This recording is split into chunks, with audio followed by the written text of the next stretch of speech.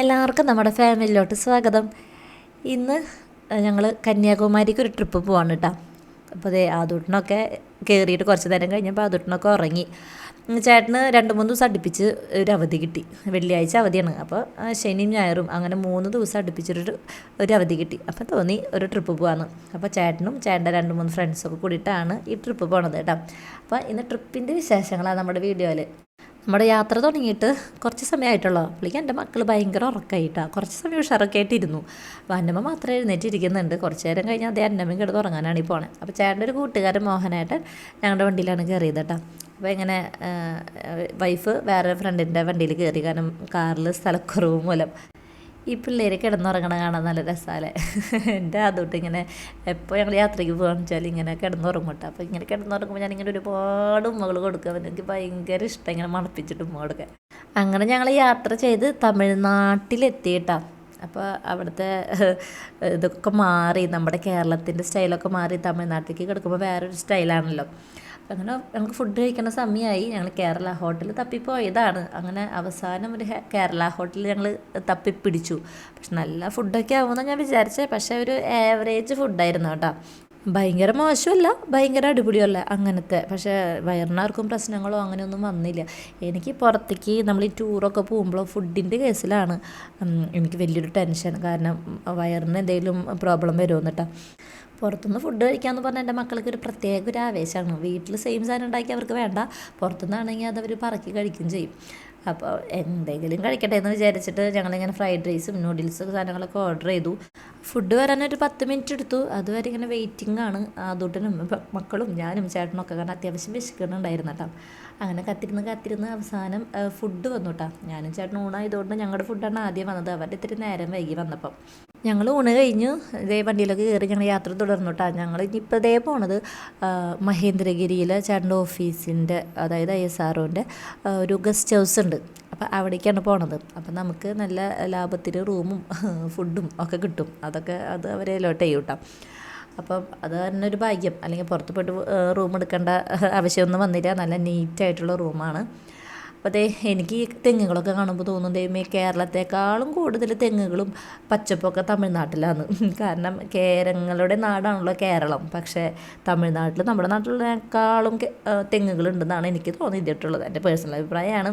കന്യാകുമാരിയിലോട്ടുള്ള യാത്ര നല്ലതായിരുന്നു കേട്ടോ. ഒരുപാട് കാഴ്ചകളുണ്ട് കാണാൻ. ഈ മല കണ്ട, മേഘത്തിന് തൊട്ട് നിൽക്കുന്ന മല, എന്ത് രസമല്ലേ. പിന്നെ ഈ പോണ വഴിയിൽ ഒരുപാട് കാറ്റാടികളെ കണ്ടു കേട്ടോ. ഇങ്ങനെ വൈറ്റ് കളറിൽ എന്ത് രസമാണ്. ഒരുപാടുണ്ട്. ഒരു സ്ഥലത്ത് കഴിഞ്ഞാൽ നോക്കുന്നിടത്ത് ഫുള്ളും കാറ്റടികളാണ്. പക്ഷേ ഇവിടെ ഇറങ്ങി ഫോട്ടോ എടുക്കാനായിട്ട് നിന്നില്ല കേട്ടോ. കാരണം നമ്മൾ അത്യാവശ്യം നേരം വൈകിട്ടുണ്ടായിരുന്നു. അപ്പോൾ അതുകൊണ്ട് കുറച്ച് നേരം കാറിൽ ഇരുന്നുകൊണ്ട് കുറച്ച് നേരമൊക്കെ കണ്ടു. തിരിച്ച് വരുമ്പോൾ ഫോട്ടോ ഒക്കെ എടുക്കാമെന്ന് പറഞ്ഞു. അപ്പോൾ പിന്നെ ഞങ്ങളിങ്ങനെ പോയി. ഇപ്പോൾ അതെ നമ്മളിവിടെ എത്തി, ഗസ്റ്റ് ഹൗസിലെത്തി. പിന്നെ ഇവിടുത്തെ ഒരു പ്രശ്നം എന്ന് വെച്ച് കഴിഞ്ഞാൽ ഇതിൻ്റെ ഉള്ളിലത്തെ കാര്യങ്ങളൊന്നും നമ്മൾ ഫോട്ടോ എടുക്കുകയോ വീഡിയോ എടുക്കുകയോ, നമ്മളെ വീഡിയോ എടുക്കാം, പക്ഷെ അത് പുറത്തേക്കൊന്നും വിടാനൊന്നും പാടില്ല എന്നൊരു നിയമമുണ്ട്. ഇതിനുള്ളിലേക്ക് കിടക്കണമെങ്കിൽ പ്രത്യേക ലെറ്ററും അതൊക്കെ വേണം. പിന്നെ നമ്മൾ ഒരു പ്രാവശ്യം അതിൻ്റെ ഉള്ളിലേക്ക് കയറുമ്പോഴും തിരിച്ച് വരുമ്പോഴും നമ്മുടെ ബാഗുകളും കാറുകളൊക്കെ അവർ നന്നായിട്ട് ചെക്ക് ചെയ്യും. കാരണം അവരുടെ പ്രൊട്ടക്ഷന് വേണ്ടിയിട്ടേ. അപ്പോൾ ഇതിൻ്റെ ഉള്ളിലത്തെ സംഭവമൊന്നും ഫോട്ടോ എടുക്കാൻ പറ്റില്ല. അപ്പോൾ ഫ്രണ്ടിൽ ഇങ്ങനെ ഒരു റോക്കറ്റൊക്കെ അവർ ഉണ്ടാക്കി വെച്ചിട്ടുണ്ട്. അപ്പോൾ അതൊക്കെ നമുക്ക് അവിടെയൊക്കെ നിന്ന് ഫോട്ടോ ഒക്കെ എടുക്കാം. അപ്പോൾ ഞങ്ങൾ എന്തായാലും വന്ന സ്ഥിതിക്ക് എല്ലാവരും കൂടിയൊക്കെ ഒന്ന് ഇരുന്ന് ഫോട്ടോ ഒക്കെ എടുത്തു. റൂമിലെത്തി റെസ്റ്റ് ചെയ്ത് പിന്നെ ഞങ്ങൾ സൺസെറ്റ് കാണാനായിട്ട് വന്നതാണ് കേട്ടോ കന്യാകുമാരി കടലിലേക്ക്. പക്ഷേ ഭയങ്കര ക്ലൗഡി ആയിരുന്നു. അതുകൊണ്ട് ഞങ്ങൾക്ക് സൺസെറ്റ് ഒന്നും കാണാനൊന്നും പറ്റിയില്ല. അതാണ് വാസ്തവം. എന്തായാലും വന്നപ്പോഴൊക്കെ കടലിലൊക്കെ കുറച്ച് നേരമൊക്കെ നിന്ന് കളിച്ചു. പിള്ളേർക്കും അതൊക്കെ ഭയങ്കര ഒരു എക്സ്പീരിയൻസ് ആയിരുന്നു. അതുമാതിരി ശംഖ് ഊതുന്നത് അതൊക്കെ അവർ കണ്ടിട്ടില്ല. 3 പേരും കണ്ടിട്ടില്ല. അപ്പോൾ അതൊക്കെ കണ്ടപ്പോൾ അവർക്ക് ഭയങ്കര ഇഷ്ടമായിട്ടാണ്.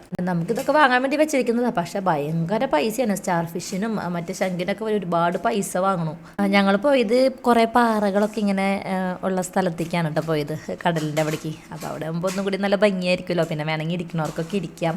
അങ്ങനെയൊക്കെ വിചാരിച്ചിട്ട് പോയതാണ്. അപ്പോഴുണ്ട് ഒരു ചേട്ടൻ അവിടെ കൊട്ടയിൽ എന്തോ കക്കയാ ശംഖ് എന്തോ വാരുന്നുണ്ട് കേട്ടോ. നോക്കിയപ്പോൾ അതിൽ ഒരുപാട് ഇവിടേക്ക് ഇങ്ങനെ കുറേ ശംഖിൻ്റെ തോടൊക്കെ കിട്ടി. പിന്നെ അതിൽ നിന്ന് ഒരു ചുവപ്പ പച്ച മഞ്ഞ കളറുള്ള ഒരു കല്ലൊക്കെ കിട്ടി. എന്നിട്ട് ഈ ആള് അവിടെ കൊണ്ടുപോയിട്ട് ഇതേ പേള് എന്ന് പറഞ്ഞിട്ട് വിൽക്കുമായിരുന്നു. അപ്പോൾ ആരെങ്കിലുമൊക്കെ വാങ്ങിക്കാമല്ലോ എന്ന് വിചാരിച്ചിട്ട്. പക്ഷേ പേളൊക്കെ ഇത്രയും നല്ല നല്ല പേളുകൾ കിട്ടുമെന്ന് എനിക്കറിയില്ല. നല്ല പൈസ വേണ്ട ഒരു പേളിന് തന്നെ. എൻ്റെ വെറുതെ പറ്റിപ്പ് തന്നെ. കുറേ സായിപ്പന്മാരും മദാമ്മമാരൊക്കെ വരുമല്ലോ, അപ്പോൾ അവരെ ലക്ഷ്യമാക്കിയിട്ടാണ് അവരിങ്ങനെ വിൽക്കണേന്നാണ് എനിക്ക് തോന്നണത് കേട്ടോ.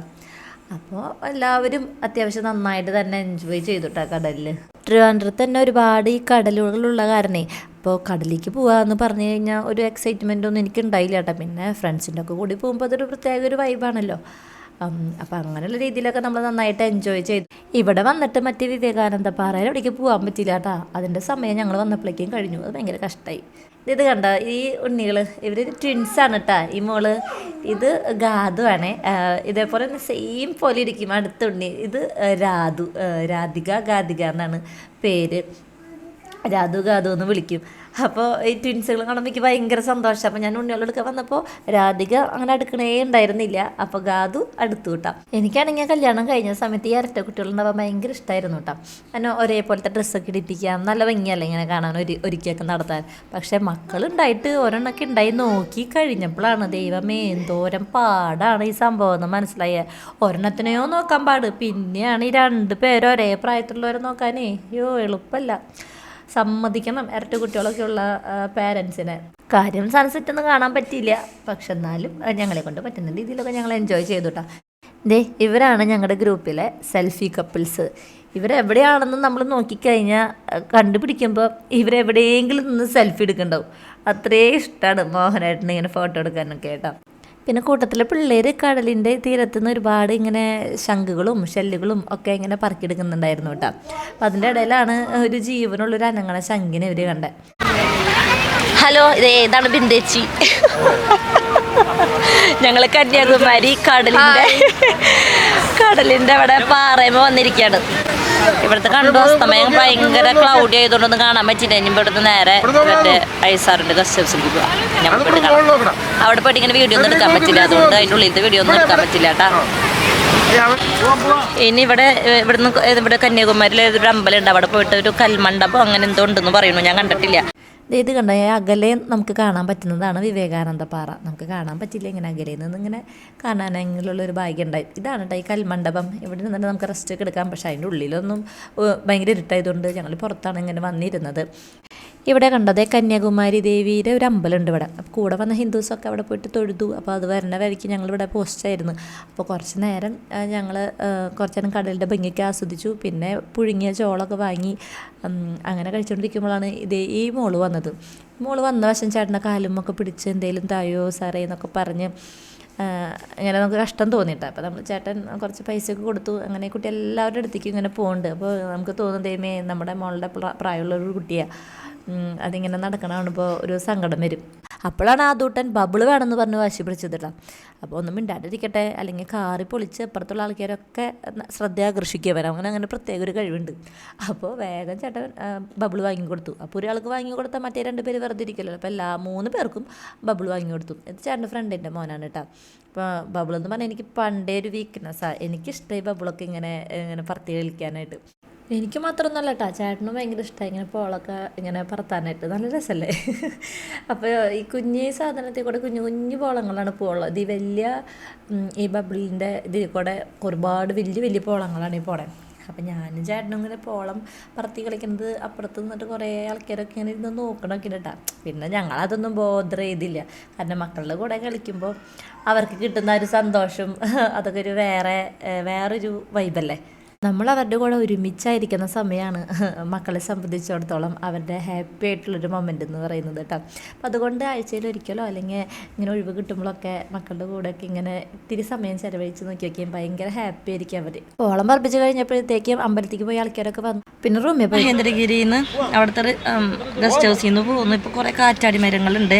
അപ്പോൾ ഞങ്ങൾ അവിടെ നിന്നിട്ട് ഫോട്ടോ എടുക്കാനായിട്ട് ഇറങ്ങുകയാണ്. ഒരുപാട് കാറ്റാടി മരങ്ങളുണ്ട്, ഞാൻ കാട്ടിത്തരേ.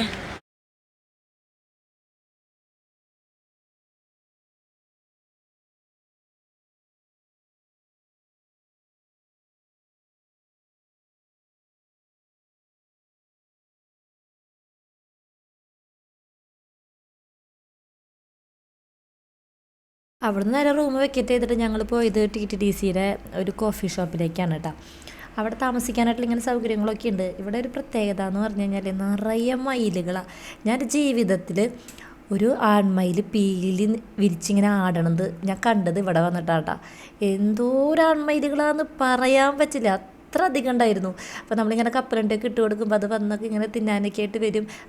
അവർ ഇവിടെ മുന്നേ വന്നിട്ടുണ്ടായിരുന്നു പ്രജാശേട്ടൻ പറഞ്ഞത് നമ്മുടെ കയ്യിൽ നിന്നൊക്കെ ഇങ്ങനെ എടുത്ത് വന്ന് തിന്നുന്ന. പക്ഷേ ഈ പിള്ളേർ ഓളിട്ടിട്ട് അടുത്ത് വരുമ്പോഴേക്കും ഓളി കേൾക്കുമ്പോൾ അതങ്ങ് ഓടിപ്പോവായിരുന്നു. പിന്നെ അധികം നേരം ഇവിടെ നിൽക്കാൻ പറ്റിയില്ല. പിന്നെ നമുക്കിനി ഒരുപാട് സ്ഥലങ്ങളിലേക്ക് ഇനിയും പോവാറുണ്ട്. ഒരുപാട് ഇനി വേറൊരു ലേമൂർ എന്ന് പറഞ്ഞിട്ടൊരു ബീച്ചുണ്ട്. അതേപോലെ തക്കല കൊട്ടാരം, തൃപ്പൂണിത്തുറ വാട്ടർഫോള്, അങ്ങനെ ഒരുപാട് സ്ഥലങ്ങളിലേക്ക് പോകാനായിട്ടുണ്ട്. ഞങ്ങളിപ്പോൾ എത്തിയത് ലേമൂർ ബീച്ചിലാണ്. നല്ല ബീച്ചാണെന്നൊക്കെയാണ് പറഞ്ഞത്. പക്ഷെ ഞങ്ങളവിടെ എത്തിയപ്പോഴുണ്ട് അതിലൂടെയൊക്കെ ഇറങ്ങാൻ പറ്റില്ല, നിഷ്കളങ്കരായിട്ടിരിക്കട്ടെ. ഞങ്ങൾ ലേമൂർ ബീച്ചിലോട്ട് പോയിക്കൊണ്ടിരിക്കുകയാണ്. ബിന്ദേച്ചി മുല്ലപ്പൂവൊക്കെ വെച്ചിട്ടാണ് നടക്കുന്നത്. എങ്ങനെയാണെന്നോ ഞാൻ ആദ്യമായിട്ടാണ് ഈ ബീച്ചിൻ്റെ പേര് കേൾക്കണം. ചേച്ചി കേട്ടുണ്ടോ? ഈ ബീച്ചിലേക്ക് പോയിക്കൊണ്ടിരിക്കുമ്പോൾ ഒരുപാട് ഇങ്ങനെ വെള്ളം കെട്ടി ചെളി വെള്ളം പോലത്തെ ഒരുപാട് സ്ഥലങ്ങളുണ്ട് കേട്ടോ. ഞാൻ നോക്കിയപ്പോൾ അവിടെ 2 ചേട്ടന്മാർ സുഖമായിട്ട് ഇരുന്നിട്ട് ചൂണ്ടിടാണ്. ഈ വെള്ളം കണ്ടു കഴിഞ്ഞാൽ ഇതിലത്തെ ഒന്നും തിന്നാൻ തോന്നില്ല. അങ്ങനെ ലേമൂർ ബീച്ചിലോട്ടൊക്കെ എത്തി. അവ കിടക്കണേക്കാളും മുന്നേ അവിടെ ഒരു ചെറിയൊരു അമ്പലമൊക്കെ ഉണ്ട് കേട്ടോ. അപ്പോൾ നല്ല ഭംഗിയുണ്ട് കടൽ കാണാൻ. പക്ഷേ ഇറങ്ങാനൊന്നും പറ്റിയില്ല. കണ്ട അവിടെ റെഡ് ഫ്ലാഗ് ഇത്തിരി കയറ്റിയിട്ടാണ് അവർ വെച്ചിട്ടുണ്ട്. അപ്പോൾ കുറച്ച് നേരം ഇങ്ങനെ സെൽഫിയൊക്കെ എടുത്തു. പിന്നെ അവിടെ ഐസ്ക്രീം കടകളൊക്കെ ഉണ്ട്. അപ്പോൾ അവിടെ നിന്ന് കുറച്ച് ഐസ്ക്രീമും ഞങ്ങളെല്ലാവരും കൂടി അങ്ങനെ വാങ്ങി കഴിച്ചു തിരിച്ചു പോന്നു. വേറെ പ്രത്യേകിച്ചൊന്നും ഇവിടെ ഉണ്ടായില്ല കേട്ടോ. അങ്ങനെ ലേമൂർ ബീച്ചിൽ നിന്ന് ഞങ്ങൾ നേരെ പോയത് പത്മനാഭപുരം കൊട്ടാരത്തിലേക്കാണ്. അപ്പോൾ ഇതിൻ്റെ വിശേഷങ്ങൾ ഞാൻ അടുത്ത വീഡിയോയിൽ ഇടാം കേട്ടോ. അപ്പോൾ എല്ലാവരും സേഫായിട്ടിരിക്കുക, ഹാപ്പി ആയിട്ടിരിക്കുക. Tata bye, see U.